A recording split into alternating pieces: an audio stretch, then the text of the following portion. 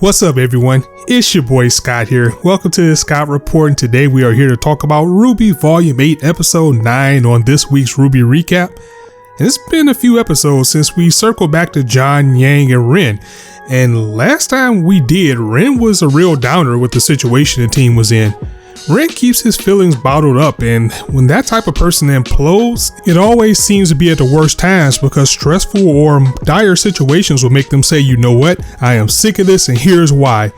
Even though he was right about the things he said to John, in some ways, it's still a crappy way to treat your friend, especially one that has been on your side for quite some time now and has been through the worst with you guys, and you can't get into a situation even worse than what they're facing with this episode.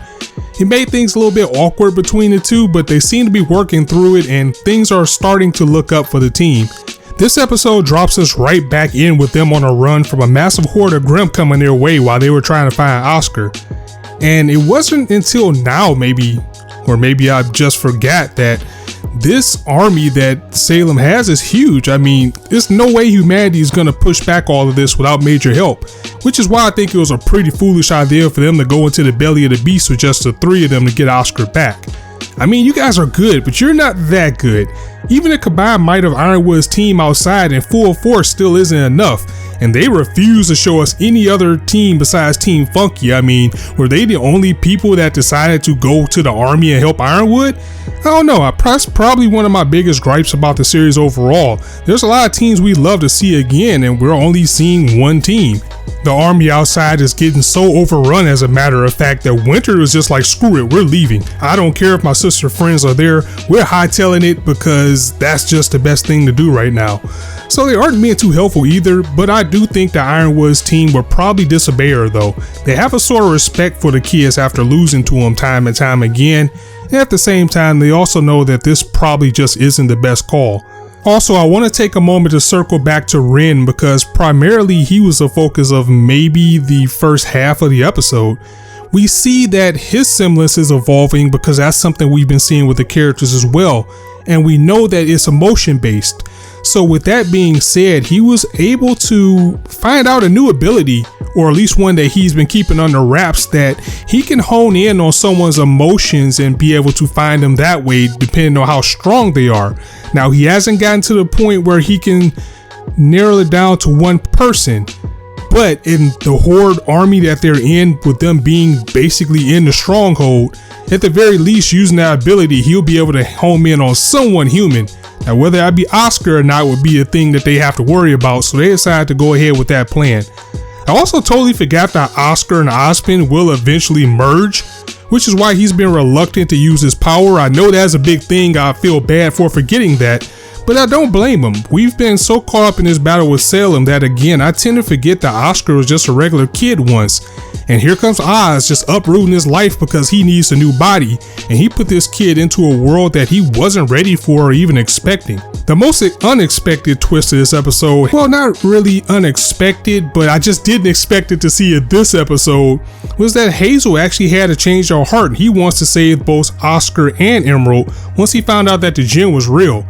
Even though I think the latter is a lost cause, I think Emerald was just too afraid of Salem, and I think she's a little bit too enamored with Cinder to fully go all in to help the heroes. Even though she showed a resolve in this episode, I think if once she sees that Cinder is back and she has a plan, or maybe when the chips get too far down, because this is Salem after all, she's gonna switch sides back, or she's probably going to end up being killed because she's just not being useful to anyone anymore.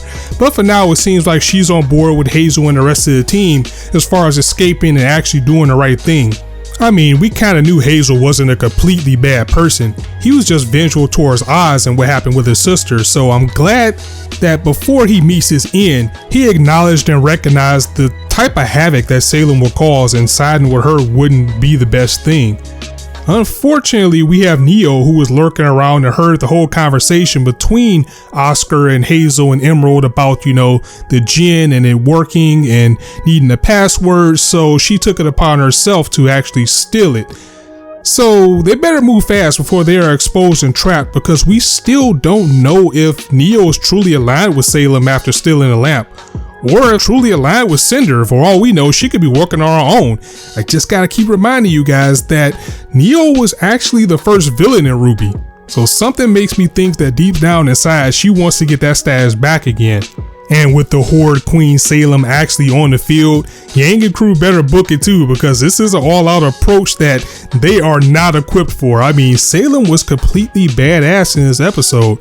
It was great to see everybody smile again, just like last week, because like I was saying, RWBY's really good at making you believe that things are going to be okay, and when times are tough, it will put a smile on your face in the middle of all that darkness. I mean, even when the team actually rescued Oscar and seen him again, it was just like happy times are here again. But for now, we gotta just take that and run with it, because we got to bear witness to the glory and the greatness of Salem as she was just tanking everything and evading everything that Yang, John, and Ren was throwing at her with ease. And Emerald was so shook that she was literally frozen, which was expected, and you can't blame her either. I mean, this is the bad guy of all bad guys of RWBY. So Hazel decided to dust up, and he's gonna make a big sacrifice to try to hold Salem off while the crew escapes. Let's just hope it's not completely in vain, especially with Oscar also being tired of running and making his way back to confront Salem, with the episode ending in a flash and a plan we gotta wait until hopefully next week to see what happens. I really hope that they didn't cliffhanger us like this and we don't get back to this battle for another episode or two, because I think we only have, what, 4 or 5 left. I have to check on the count again. But yeah, the RWBY, this has been the most consistent volume. This has been the one that I enjoyed the most. I think the last one that I've enjoyed this much was probably volume 3.